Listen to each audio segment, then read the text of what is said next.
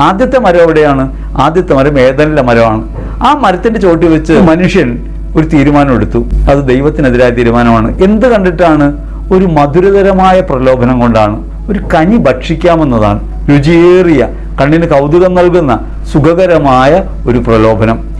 ആ സുഖകരമായ പ്രലോഭനത്തിലൂടെ സ്വന്തം അധികാരം പിശാചിന് കൈമാറിയ മനുഷ്യനെ രക്ഷിക്കാൻ ഭൂമിയിൽ മനുഷ്യനായി പിറന്ന മിശിഹ ഗത്സമനിയിൽ ഒരു മരച്ചുവട്ടിൽ വെച്ച് അതികഠിനമായ പീഡകളുടെ ഒരു ഭാവിയെ മുന്നിൽ കണ്ടുകൊണ്ട് ആ പ്രലോഭനത്തിൽ നിന്ന് വിമോചിതനാകാൻ ദൈവകരങ്ങളിൽ തന്നെ സമർപ്പിച്ചു. ആദ്യം ഉണ്ടായത് മധുരതരമായ പ്രലോഭനമാണ്.